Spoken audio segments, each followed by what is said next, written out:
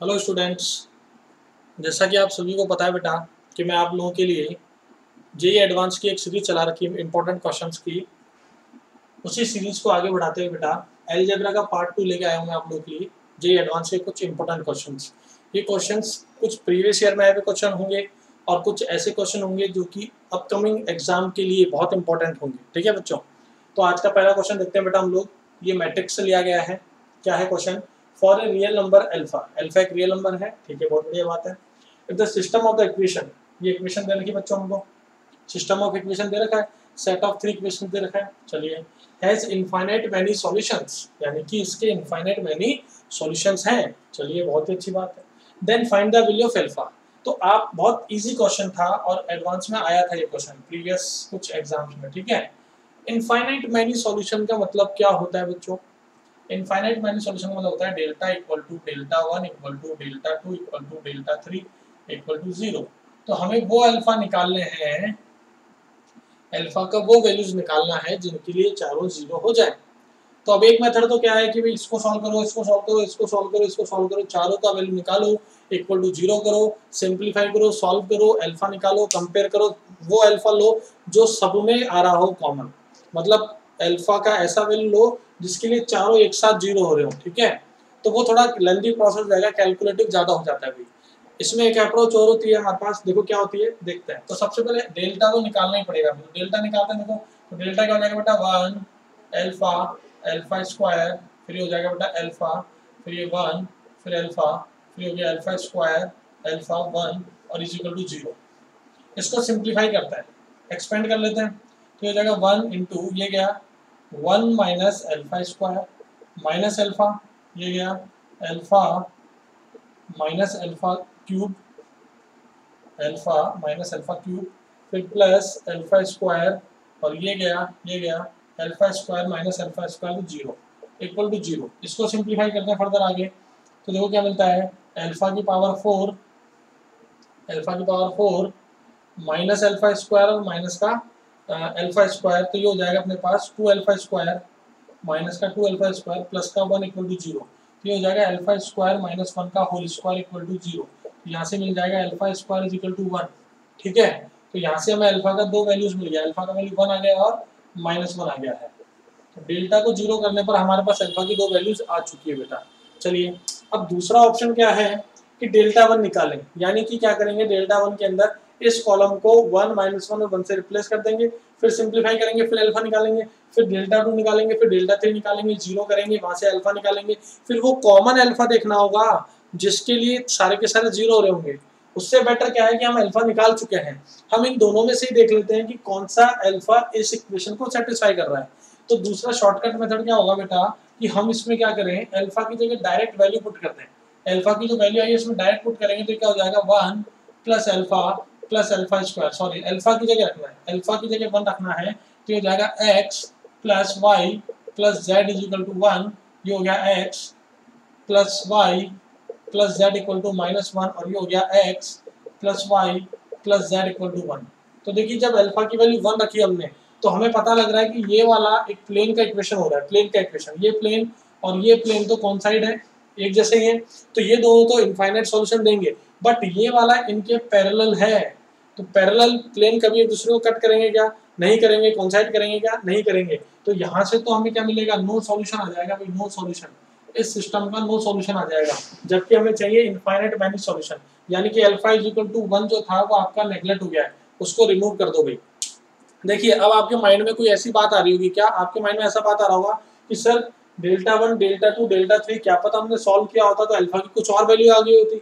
तो बेटा कुछ और वैल्यू आ गई होती तो वो इसमें तो नहीं थी ना, इन दोनों में से कोई एक तो आनी ही चाहिए थी ना, क्योंकि अगर अगर क्या होगा कि मान लो 2 आ रहा है किसी और को सॉल्व करने पर, तो वो 2 इन दोनों में नहीं है तो वो तो वैसे ही नहीं ले सकते, क्योंकि 2 रखने पे डेल्टा 0 थोड़ी आएगा, डेल्टा 0 तो केवल इन दो वैल्यू के लिए आएगा भाई, इसलिए उन्हें सॉल्व करने की जरूरत नहीं है, डायरेक्ट वैल्यू पुट कर दो। अब क्या करेंगे फिर वापस से, इससे नहीं हुआ, चलिए हटा दिया इसको। अब फिर अल्फा इक्वल टू -1 रखेंगे, अल्फा की जगह जब -1 रखेंगे तो हो जाएगा x minus y plus z equal to 1, फिर ये हो जाएगा minus x plus y minus z equal to -1। तो यहाँ माइनस कॉमन लेंगे तो x minus y plus z equal to 1 आ जाएगा, और फिर यहाँ रखेंगे तो x minus y plus z equal to 1। तो देखिए ये वाला इक्वेशन, ये वाला इक्वेशन और ये वाला इक्वेशन, ये तीनों के तीनों क्या आ गए, सेम आ गए बेटा अपने पास। यानी तीनों के तीनों प्लेन क्या है, सेम है, यानी कॉन्साइड कर रहे हैं। तो यानी हमें क्या मिल रहा है, इनफाइनाइट मैनी सॉल्यूशन मिल रहे हैं, इनफाइनाइट सॉल्यूशन मिल रहे हैं। और यही क्वेश्चन कह रहा है, यानी अल्फा का एक ही वैल्यू हमें मिल रहा है, रियल वैल्यू, और वो क्या है बेटा, alpha is equal to -1। I hope आप सभी को समझ में आ गया होगा बेटा। ठीक है, चलिए इसको कॉपी कर लीजिए, फिर अगला क्वेश्चन करेंगे हम लोग। चलिए स्टूडेंट्स, तो नेक्स्ट क्वेश्चन देखते हैं। आप देखो क्या कह रहा है, find number of distinct solution of this equation.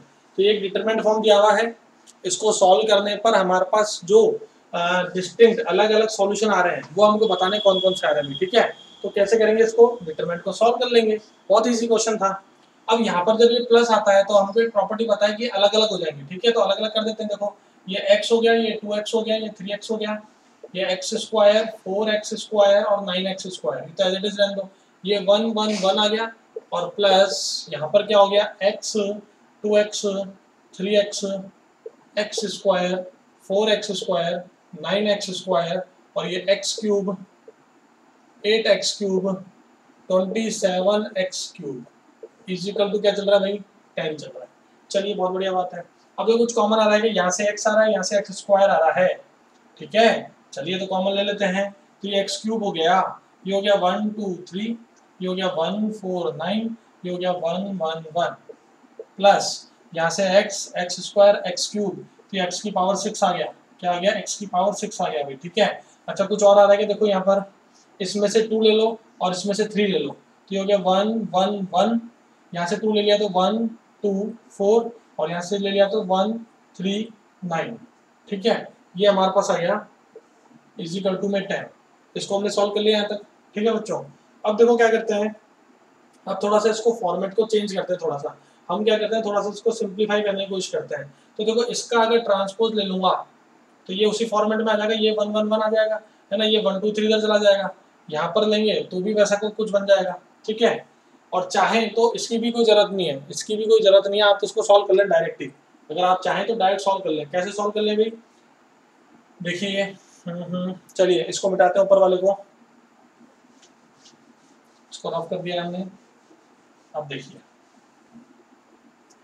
भाई, इसमें मैं क्यों ट्रांसपोज लेने के लिए बोल रहा हूँ कि 1 1 1 यहाँ है तो यहाँ भी 1 1 आ जाएगा, तो सब्ट्रैक्ट करके सॉल्यूशन करना थोड़ा इजी हो जाएगा। अच्छा यहाँ पे हमने 2 और 3 कॉमन लिया था, क्या लिया था कॉमन, 2 और 3, तो 6 भी आ रहा है यहाँ पर। चलिए तो ये हो गया x क्यूब इंटू, ये हो गया 1 1 1, ये हो गया 1 2 3, फिर ये हो गया आपके पास, ये हो गया अपने पास 1 2 3, ये हो गया 1 4 9, और ये हो गया 1 1 1।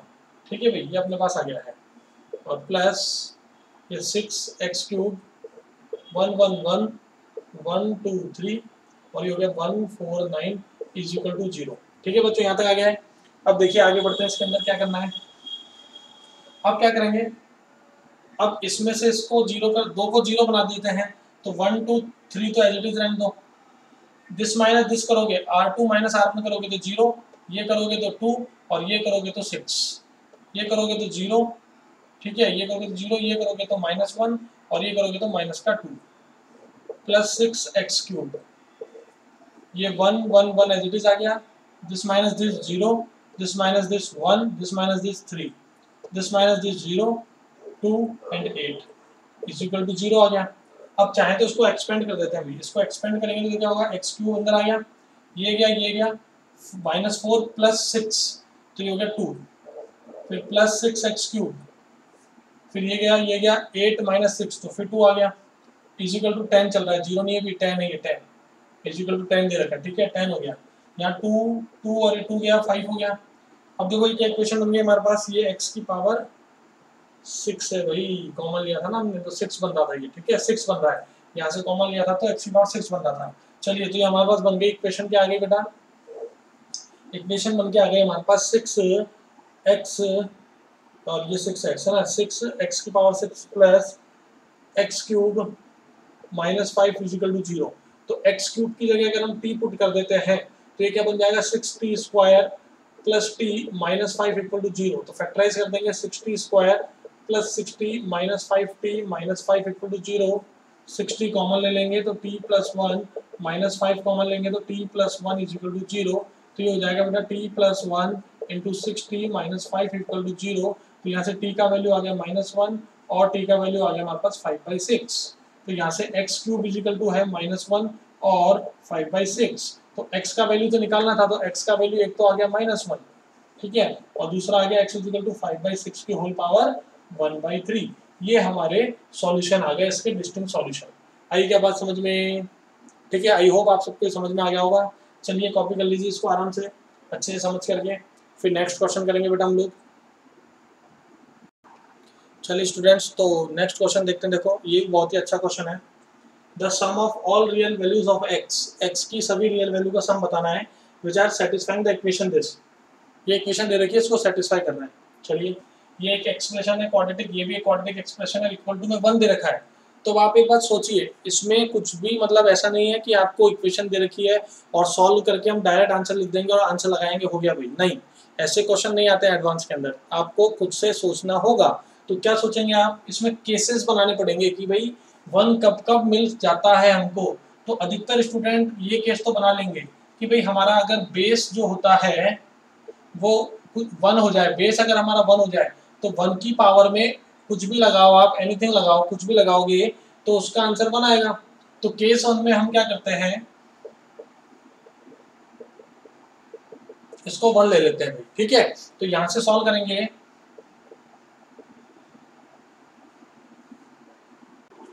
तो बेटा इसको लेते हैं, देखो x² - 5 ये हो जाएगा प्लस का 4 इक्वल टू 0। तो इसको फैक्टराइज करेंगे तो क्या हो जाएगा बेटा, हमारे पास x² - 4x माइनस का x प्लस का 4 इक्वल टू 0। x - 4 और x - 1 यहाँ इक्वल टू 0, तो यहाँ से x के दो वैल्यू मिल जाएंगे, रियल वैल्यू 1 एंड 4। ये वाला केस हो गया हमारा कि भाई बेस अगर 1 है और कोई भी पावर लगाओगे तो हमारा 1 होगा भाई, हमने ये केस देख लिया, ठीक है। अब सेकंड केस में आते हैं हम लोग, सेकंड केस देखते हैं बेटा। केस नंबर सेकंड भी बच्चा सोच लेता है कि बेस कुछ भी हो, बेस कुछ भी हो, अगर बेस की पावर में 0 बैठा है तो भी वो 1 आएगा, हमेशा 100% आएगा भाई। तो बेटा इसको भी ले लेते हैं स्टूडेंट्स की x² plus 4x minus 60 equal to 0। तो यहाँ से अगर हम इसको फैक्टराइज करते हैं तो x² plus 10x minus 6x minus 60 equal to 0। तो x प्लस 10 और x माइनस 6 इक्वल टू 0। तो यहाँ से x के दो वैल्यू आ गए 6 और -10, ये दो वैल्यू और आ गए। तो अब हम लोग क्या करते हैं बच्चे, यहाँ तक समझ के फिर इसको सॉल्व करते हैं, क्योंकि 6 + 4 10, 10 - 10 0 और 1 बच गया। तो इसके अंदर तो 1 ऑप्शन में मिल ही नहीं रहा, तो कहीं ना कहीं हमने कुछ गड़बड़ कर रखी है। अब एग्जामिनर ने अगर यहाँ 1 दे दिया तो बच्चा 1 पे टिक लगा के आ जाएगा और गलत क्वेश्चन हो जाएगा, क्योंकि यहाँ पे एक पॉसिबिलिटी और है। एक पॉसिबिलिटी और क्या है बेटा, एक केस और बन सकता है यहाँ पे, केस नंबर 3 भी बन सकता है। वो क्या बनेगा बेटा कि जो हमारा बेस है वो -1 हो जाए और -1 की पावर में इवन नंबर अगर आ जाए तो हमें 1 मिलेगा कि नहीं मिलेगा बताओ। तो ये इंपॉर्टेंट केस था, इसको ध्यान रखना है, ठीक है। तो अब हम बेस को -1 के इक्वेट कर देते हैं, तो x² - 5x plus 5 equal to -1। तो ये हो जाएगा x² - 5x plus 6 equal to 0। तो x - 2 और x - 3 इसके फैक्टर हो जाएंगे। तो यहाँ से x का वैल्यू 2 आ गया और x का वैल्यू 3 आ गया, लेकिन फिर भी यहाँ पर गड़बड़ होने के चांसेस रहते हैं, क्योंकि अगर आपने 2 और 3 लेकर के सॉल्व कर लिया तो आपको फिर गड़बड़ आएगी, ठीक है ना, आंसर में गलती हो सकती है। क्योंकि अभी हमने बेस के लिए x निकाला है, बट हमें ये देखना है कि जो पावर है वो इवन आनी चाहिए, और पावर में क्या बैठा था बेटा हमारे पास, ये था x² प्लस 4x माइनस 60, ठीक है। तो हम पहले x इज इक्वल टू 2 रखते हैं, इसमें 2 रखेंगे तो क्या होगा भाई, 4 + 8 माइनस 60, तो माइनस का 48 आ रहा है, यानी इवन नंबर आ रहा है भाई, ठीक है। अच्छा दिख नहीं रहा है यहाँ पे, चलिए इसको थोड़ा ऊपर लिख देते हैं बेटा। तो ये जो इक्वेशन है हमारे पास यहाँ पर लिख देते हैं हम लोग, x² प्लस 4x माइनस 60, ये हमारी पावर है। इसमें जब 2 रखोगे तो 2 का square plus 2 into 4 into 2 minus 60, तो 4 और 8 12, 12 माइनस दिस, तो माइनस का 48 जो कि इवन नंबर आ रहा है, तो 2 तो चल जाएगा काम, 2 का काम चल जाएगा, ठीक है भाई। अब आते हैं 3 के पास, 3, तो 3 देखते हैं, अगर 3 रखते हैं इसके अंदर तो 3 का स्क्वायर 9 प्लस 12 माइनस 60, तो ये तो क्या आ रहा है भाई हमारे पास, ये आ रहा है 39, ठीक है, 39 माइनस का 39, ये तो ऑड नंबर आ गया, ऑड नंबर आ गया तो इस -3 को नहीं लेंगे, ठीक है। तो हमारे पास सारे वैल्यूज आ चुकी है, तो क्या कह रहे हैं, सम ऑफ ऑल रियल वैल्यूज, तो सम ऑफ ऑल रियल वैल्यूज कर देते हैं बेटा हम लोग। क्या करते हैं, तो ऐड करो सबको, क्या आएगा देखो, ये 4 और ये 6 गया, तो इससे कट गया 10 हो गया, ये बचा 1 और ये बचा 2, तो 1 और 2 कितने हो गए 3, तो 3 ऑप्शन है क्या? हाँ है, तो हमारा आंसर हो जाएगा ऑप्शन नंबर सी। ठीक है बच्चों, आया समझ में सबको? अच्छा क्वेश्चन है, ठीक है, इसको देख लीजिएगा एक बार। नेक्स्ट क्वेश्चन करते हैं फिर। चलिए स्टूडेंट्स नेक्स्ट क्वेश्चन देखते हैं, मैट्रिक्स का क्वेश्चन है। P इज इक्वल टू, ये हमको कोई P मैट्रिक्स दे रखी है 3x3 ऑर्डर की, 3x3 ऑर्डर की, ठीक है। आई बोल रहा है कि आइडेंटिटी मैट्रिक्स है ऑर्डर थर्ड की, चलिए ठीक है। Q भी एक मैट्रिक्स दे रखी है हमको, इस तरह से दे रखी है कि वो इस इक्वेशन को सेटिस्फाई करती है, P की power 50 minus Q is equal to I। तो हमें ये वैल्यू फाइंड करनी है, इसका वैल्यू फाइंड करना है, यानी Q मैट्रिक्स अगर मिल जाएगी तो ये एलिमेंट निकाल के पुट कर दो और सॉल्व कर लो। अब सबसे पहले हम देखते हैं कि यहाँ P की पावर 50 है, तो ऑब्वियस सी बात है कि इसको सॉल्व तो हम करेंगे नहीं। P की पावर 50, अगर P की पावर 2 होता, P स्क्वायर होता, P क्यूब होता, P4 भी होता तो हम सॉल्व कर लेते, बट P की पावर 50 आ गया, 100 आ गया, 200 आ गया, 150 आ गया, तो सॉल्व करने वाला क्वेश्चन नहीं है। आपको इसमें क्या करना होता है कि स्क्वायर निकालो, क्यूब निकालो, ज्यादा से ज्यादा P की पावर 4 निकालो, और एक पैटर्न आपको पता लग जाएगा, उस पैटर्न के अकॉर्डिंग फिर हम लोग क्या करेंगे, P की पावर 50 निकाल लेंगे भी, ठीक है। तो देखिए सबसे पहले हम क्या करेंगे, P स्क्वायर निकालेंगे। P स्क्वायर क्या आएगा भाई, देखो P क्या है हमारे पास, P इज इक्वल टू है 100411641, ठीक है बच्चों। तो P स्क्वायर क्या होगा, देखो P स्क्वायर क्या होगा, विजिबल है यहाँ पर, P स्क्वायर होगा हमारे पास 1416001041 एंड मल्टीप्लाइड विद 100411641, ठीक है बेटा। जब हम इनको मल्टीप्लाई करते हैं तो देखिए P स्क्वायर क्या आता है, मल्टीप्लाई करना तो सभी को आता होगा, देखो कैसे होगा, ये इससे जाएगा इससे जाएगा, तो 1 इंटू 0 ये 1 आ गया, फिर ये 1 0 0 0 ये 0 आ गया, फिर ये 1 0 0 और 0 ये भी 0 आ गया। फिर आगे बढ़ते हैं, देखो अब इसको पकड़ लेंगे 4 को, तो 4 0 0 तो ये 4 आ गया यहाँ पर, ठीक है। अच्छा देखिए इसको इससे करेंगे तो ये 4 प्लस 4 तो 0, तो 8 आ गया, ये 8 आ गया हमारे पास, ठीक है। फिर इसको करेंगे 0 1 और ये 4, ठीक है। तो यहाँ पर क्या आ जाएगा हमारे पास, ये 4 है ना, ठीक है। एक मिनट रुकिए, इसको थोड़ा ढंग से लिख लेते हैं, ये है हमारे पास 4 और ये है 1। चलिए तो अब इसको क्या करेंगे बेटा, ये हो गया हमारे पास, ये वाला मिलेगा, इसको 4 से किया, इसको प्लस 4 8 हो गया, और इसको क्या 0 हो गया, फिर इसको करेंगे 0, इससे करेंगे 0 और इससे करेंगे 0, तो यहाँ पे 0 आएगा हमारे पास, ठीक है। क्या आ जाएगा, 0 आ जाएगा, 0 ही आएगा कि कुछ पैटर्न गड़बड़ लग रहा है, देखिए एक मिनट, ये इससे मल्टीप्लाई करेंगे बेटा हम लोग 0, अच्छा 1 आएगा ना बीच में, 1 है बेटा, देखो ये 1 है और ये 1 है, ठीक है, 1 आ जाएगा। अब क्या होगा, फिर ये 0 0 और 0, अब 0 0 आ जाएगा, ठीक है। चलिए बहुत बढ़िया बात है। अब जब इसको करोगे तो 16 प्लस 16 32 और 8 40, ठीक है, 48 हो गया क्या, ये कैसे करेंगे, ये हो गया 16 प्लस 16 32 प्लस 16, तो 48 हो गया ये, चलिए सही है, 48 हो गया। फिर हो जाएगा 0 4 प्लस 4, ये आपके पास 8 आ जाएगा, ठीक है। और यहाँ पर क्या होगा, देखो 0 0 1, ये हमारे पास P स्क्वायर आ गया, चलिए ठीक है, बहुत बढ़िया बात है।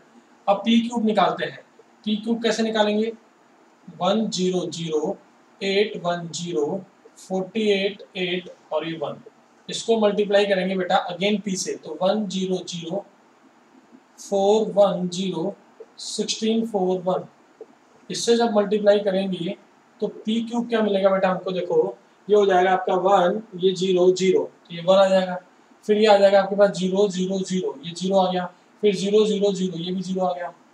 अब देखिए इसको करेंगे तो 8 प्लस 4 प्लस 0 तो ये 12 आ गया, चलिए ठीक है।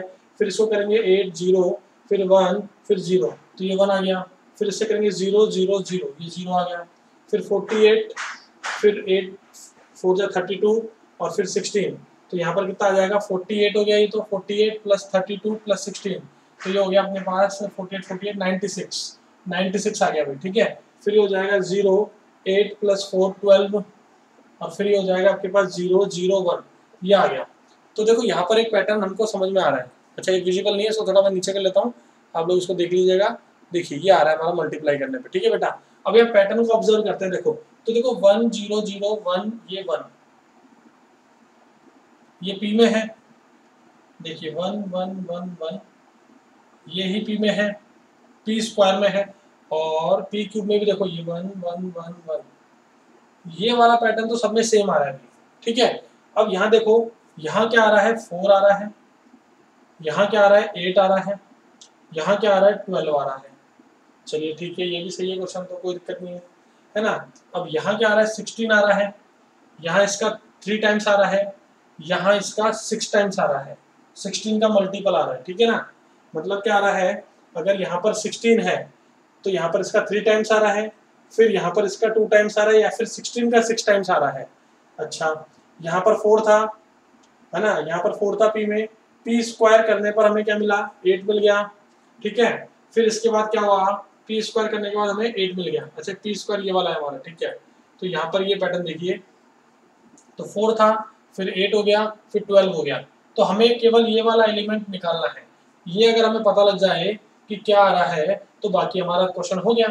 पी की पावर 50 निकाल लेंगे हम लोग। ठीक है, क्योंकि पी की पावर 50 निकालना आसान हो जाएगा। तो पहले इसको सॉल्व करते हैं। देखो, इसको सिंप्लीफाई करते हैं, तो एक आ रहा है 16 इंटू 1, फिर दूसरा आ रहा है 16 इंटू 3, फिर तीसरा आ रहा है 16 इंटू 6। ठीक है बेटा, क्या आ रहा है, देखो ये 16 इंटू 1 आ रहा है, 16 इंटू 3 आ रहा है, 16 इंटू 6 आ रहा है। तो यहाँ पर क्या हुआ, 2 इंक्रीज हो गया, यहाँ 3 इंक्रीज हो जाएगा, तो यहाँ क्या हो जाएगा 4 इंक्रीज हो जाएगा, तो ये हो जाएगा 16 इंटू 4, और चलता रहेगा ऐसे ही। तो यहाँ पर हमारा क्या पैटर्न मिल गया, 16 तो बाहर ले लिया, ये आ गया 1 3 6 10 10। ठीक है, तो ये पैटर्न चल रहा है। अब ये कोई सीक्वेंस बन रही है कि देखो इनमें दोनों 2 का डिफरेंस है, इनमें 3 का, इनमें 4 का है। तो ये बेटा हमारी जो एपी के अंदर सीक्वेंस करते हैं मेथड ऑफ डिफरेंस से, यहाँ पर सब क्या है, जो डिफरेंस आ रहा है वो एपी में आ रहा है। तो उस केस में हम क्या करेंगे, इसको एक शिफ्ट आगे कर देंगे, और क्योंकि हमें 50th टर्म तक जाना है, 50th टर्म तक जाना है, तो सम कैसे निकालेंगे, 1 + 3 + 6 + 10 + डैश T50। फिर क्या होगा, SN = इसको आगे शिफ्ट कर देंगे, और लास्ट में T50 आ जाएगा, सब्ट्रैक्ट कर देंगे, T50 इधर आ जाएगा, T50 जो आएगा लास्ट में आ जाएगा 1 + 2 + 3 + डैश आ जाएगा, और टोटल नंबर ऑफ टर्म्स तो 50 रहेंगे, क्योंकि 1 इधर से ले लिया, 49 ये आ गए। तो यहाँ से T50th टर्म क्या आ जाएगा इसका, n+1/2 ये आ जाएगा, और 16 भी मल्टीप्लाई में है बाहर, तो यहाँ 16 से भी मल्टीप्लाई कर देंगे, तो ये क्या 2 8 दिस, तो ये आ गया 400 × 51, 400 × 51 आ जाएगा अभी अपने पास। ठीक है, यहाँ तक आ गया। चलिए अब इसको सिंप्लीफाई करके P50, P की पावर 50, अब तो कोई दिक्कत नहीं, अब तो वैल्यू पुट करनी है बस, अब क्वेश्चन सॉल्व हो जाएगा। देखो अब क्वेश्चन सॉल्व हो जाएगा हमारा।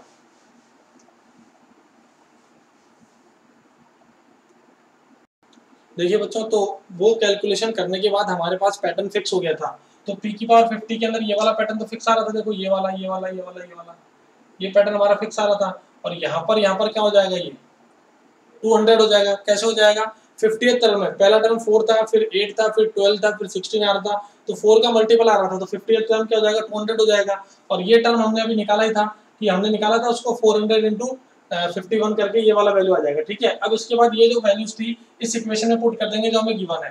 तो ये हमारा P की पावर 50 हो गया, ये Q हो गया हमारा, और ये I हो गया। अब हमें फाइंड क्या करना है, ये वैल्यू फाइंड करना है, Q31 + Q32/Q21। तो देखो 31 कहाँ से आएगा, यहाँ से आएगा, this minus this equal to 0, तो ये दोनों इक्वल हो गए, सेम हो गए, तो इसका वैल्यू पुट कर दिया यहाँ पर हमने।